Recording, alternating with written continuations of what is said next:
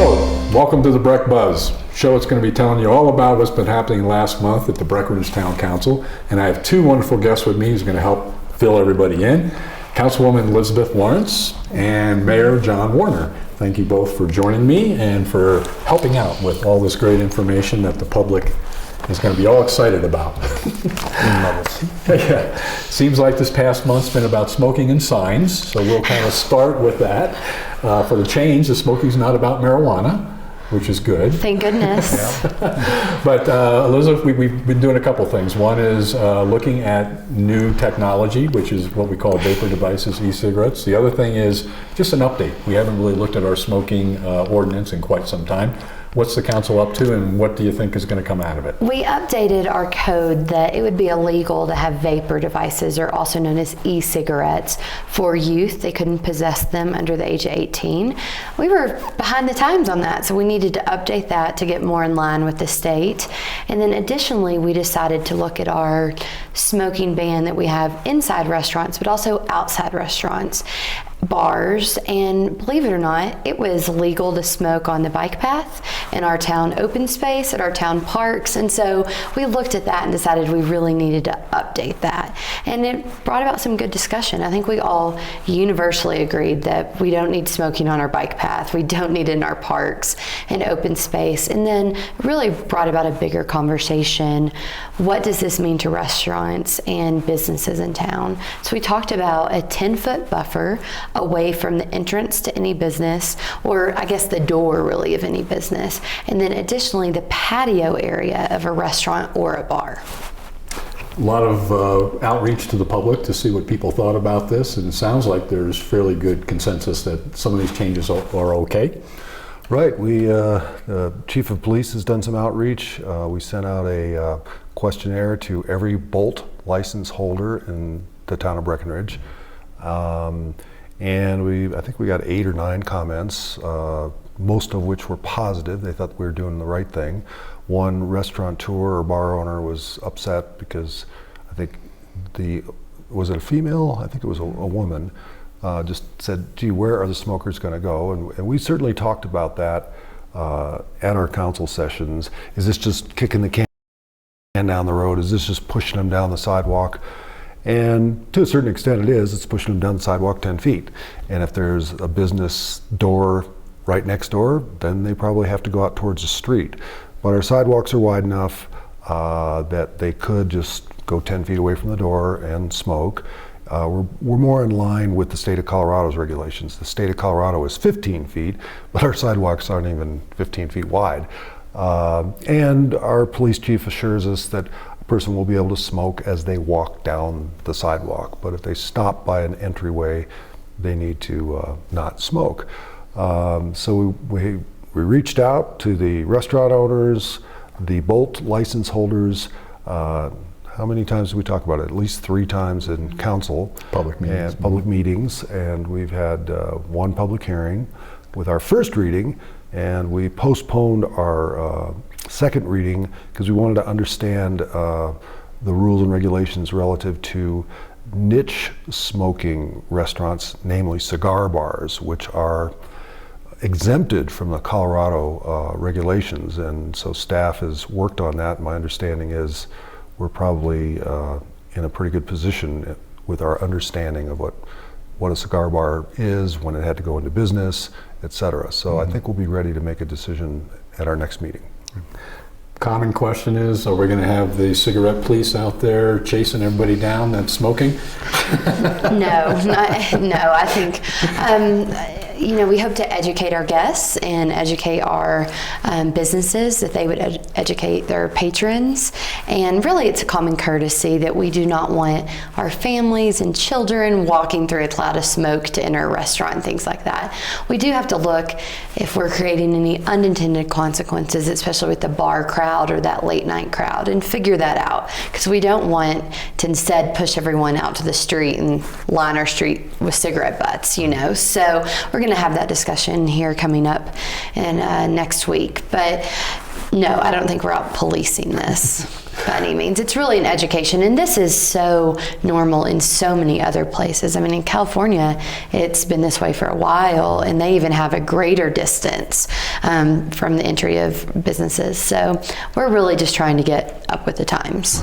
And there seems to be a trend in Colorado, at least a couple of bigger cities, Boulder, Denver, are talking about actually in their main tourist areas, not allowing it at all. Pearl Street Mall, the downtown mall in Denver. Right. We didn't go there yet. We didn't go there. I think that'll be a topic another day. I think we're taking kind of baby steps, and everybody thought the sky would fall when we first eliminated cigarette smoking from restaurants, and restaurants are booming, and they're actually happy about it.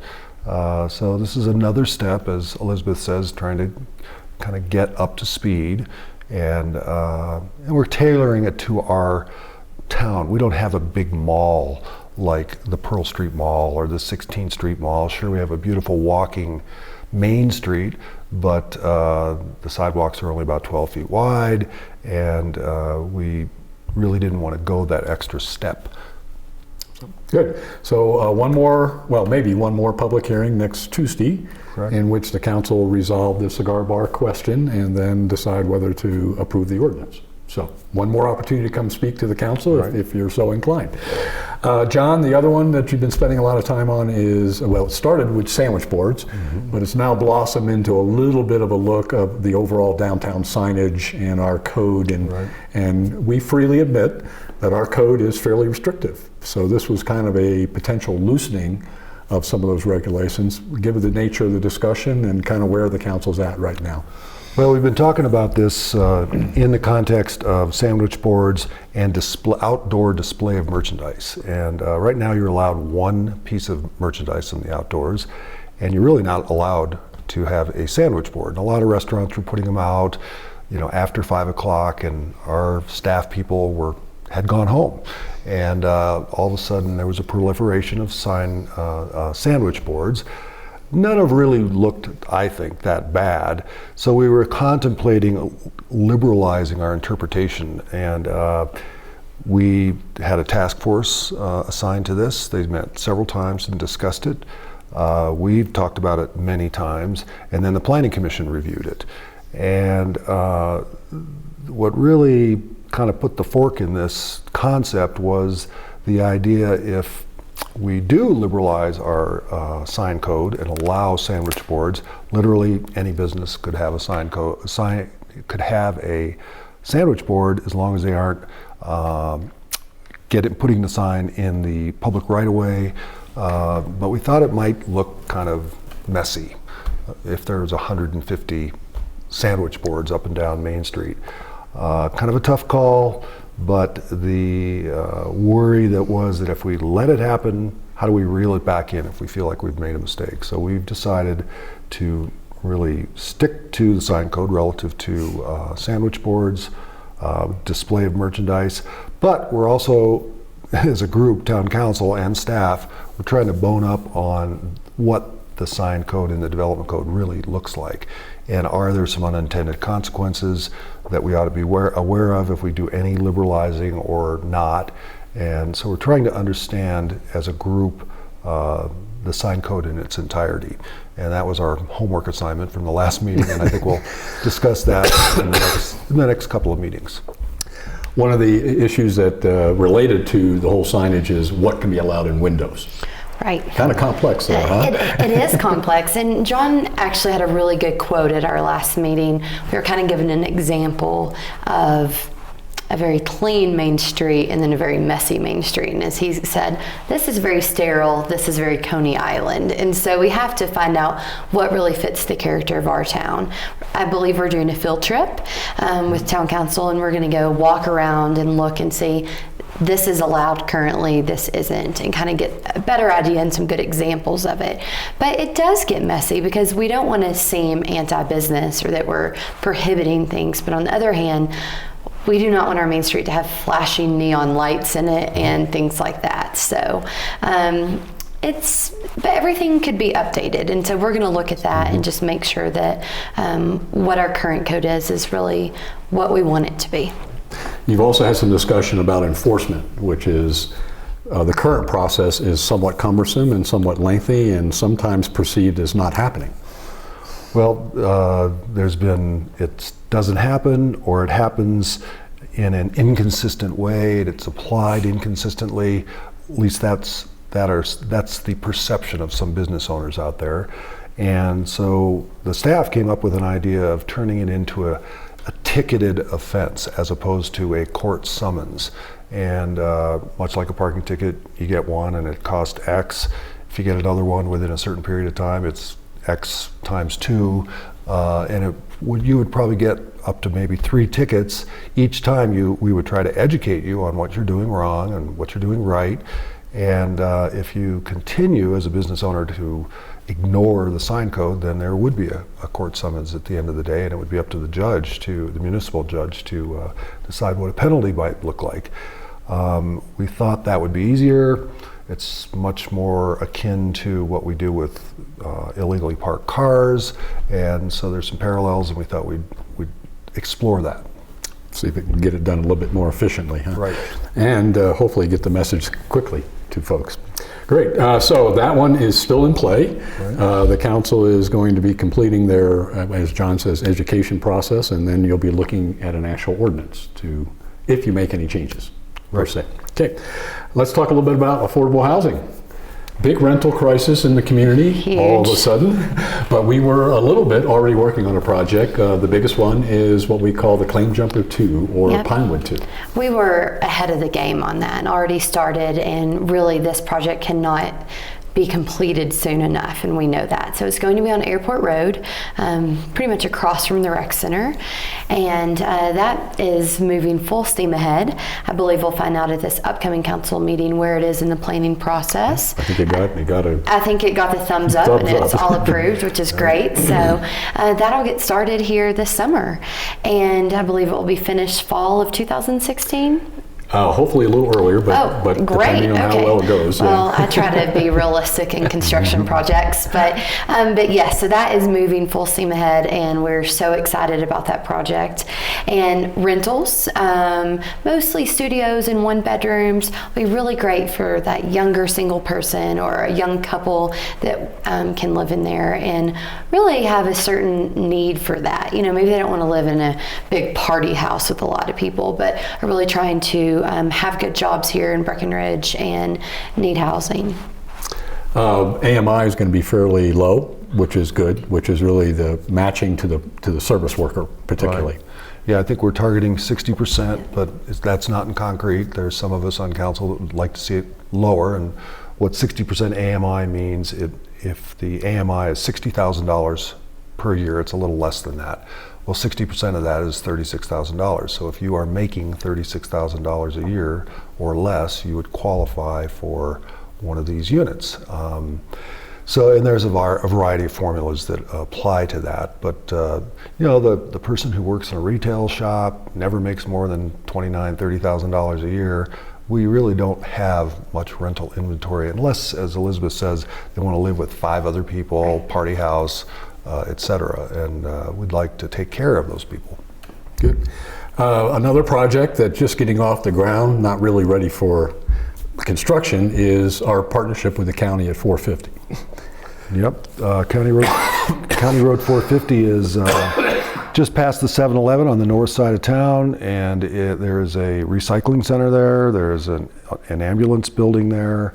There's a kind of abandoned maintenance building there from the county, and that's a couple of acres, or just a little under a couple acres, and we're thinking about a affordable or workforce housing project there, and the county would like to cooperate with us.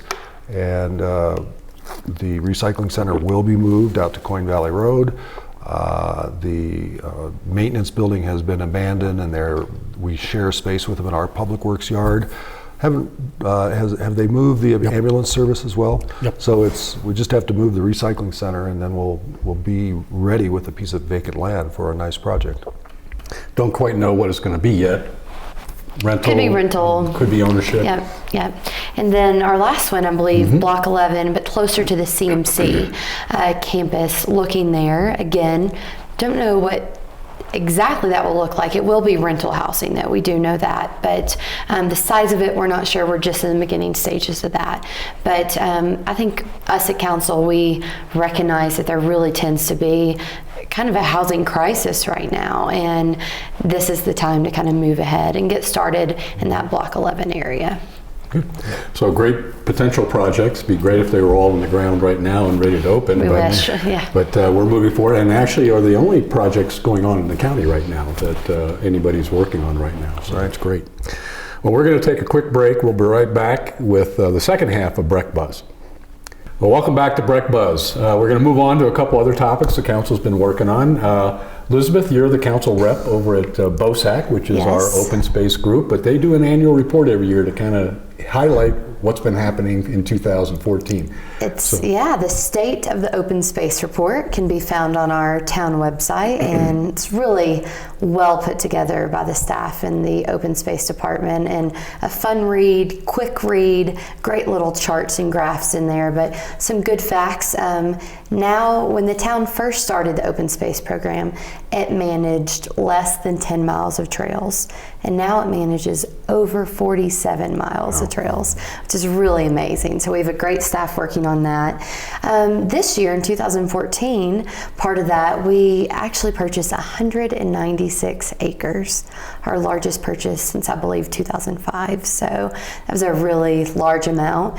A big portion of that was the Larium up near Baldy, which is very popular this time of year. Lots of people are using it, and really a great purchase that we had. And all those were in jointly purchased with the county in their open space program. So we work really well in partnership with them. So yeah, it's a great report. Some really cool facts. I also like knowing that the town owns 23.7% of all property within the town limits. That's nearly a quarter. Isn't that amazing? Yeah, but I think that shows this town is really dedicated to open space and maintaining our scenic views, and also just being really smart about our planning going forward.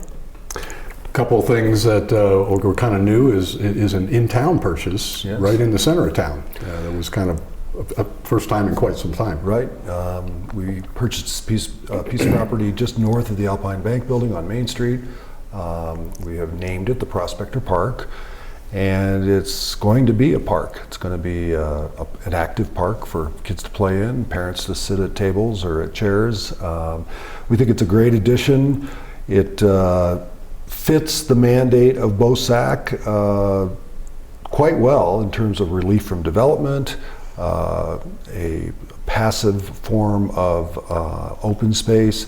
It maintains view corridors up to the Carter Museum. So it's a great purchase by BOSAC, and a great purchase by the town, I think. And it's going to be, I think, completed this June. Right. Most of the infrastructure's in. And it's real walkable right now. I walked it this morning. The path is cleared every day, and it winds through this little park, and it's going to be nice. Mm-hmm. And going beyond 2014, looks like a little bit more of what we would call habitat restoration projects coming up. Yeah, we have the Swan River restoration is coming up, and that looks like a wonderful project, and that will be financed by some money from BOSAC, I think $300,000, something like that, which is a pretty big chunk. Yeah. And then the town council decided to move ahead with the Blue River restoration north of Coin Valley Road, and that's in total about a $4 million project. I think we'll do about a third of it this summer. And so we really want to take care of our waterways. The waterways are a hugely important part of our ecosystem, and we're trying to undo what our predecessors did 150 years ago with their mining, their dredge mining, turning the valley upside down, basically. This report is a great opportunity. It's online, by the way, right? And there's a great way for the public to see how those dollars that have been coming from the sales tax are really being reinvested in the community. Right, and what all that does, it's not just purchasing land, but it's also simple things like new trail markers, and it talked a lot about that. The town has really done an excellent job of providing trail portals within a quarter of a mile all around town, and it's great, and there's over 100 different access points in there. And so just more things like that, and the report really explains it in a great way. It also talks about the volunteer days, how people can get involved. This past summer they worked on 3 miles of trails, realigning, redoing them, because trails get beat up and over time they need to be redone. And so we really spent a lot of time and money this past year working on that. And that's for the benefit of not only our guests, but really our residents as well. Well, I was amazed when you look at the map where all those trail portals are. There is almost no place in town where you can't find a trailhead within easy walking distance to everything, which is great. Yeah. Wonderful system that we've developed. One of the fun things the council does at the beginning of the year is they give away some money. And it's called the Town Grant Program. John, what do we do, and why is the council involved with that type of a program? Well, the town government years ago decided it would be great to grant nonprofit organizations monies if they were promoting the town of Breckenridge, some level of marketing. And so there's the Breckenridge Music Festival, the National Repertory Orchestra, the Backstage Theater. Those are groups that bring people to our community. But there's an educational side of it. There's we support SOS, which is a great organization for young people riding on snowboards, gets them out of trouble, etc. So we do a lot of, I think, we invest in that human capital with this money, and it was nearly $275,000. I think that included also, I think, a commitment of 2 scholarship programs of about $28,000. And you call it the grant program. It's really called the Bucks from Breck. The new name. Makes a big difference to some of these non-for-profit groups that support our community. Yeah, it absolutely does. And again, these programs benefit not only our residents that work so hard here year-round, but sometimes our guests can benefit from these programs as well. And the nonprofit world in Summit County is alive and well, especially in Breckenridge. And I think we're just so proud to partner with them, and we can see the good work. And you know, in addition to these Breck Bucks that we do, we also do a lot of in-kind donations throughout the year. And those are just so essential to a lot of these nonprofits. And that's a fairly good dollar value when you calculate it up. Yeah, we're talking nearly $4 million when you add all the in-kind support in there as well. And it's kind of things that people don't realize. We actually hand the Riverwalk Center over to nonprofits basically for free to operate. Right, and to have their fundraisers there and things like that. And I guess the other point is that if the town had to do some of these services that the nonprofits do for us, it would be a lot more resources of the community would have to be spent there. Right. Yeah, we're leveraging our dollars. And, absolutely. That $275,000 is probably leveraged to a couple $1 million. I mean, it really works well. It also helps the Summit Community Care Clinic. Once again, it's that kind of human aid side of things that a lot of this money goes for. So it's a wonderful program. Yeah. Really diverse funding in there. I mean, all sorts of categories.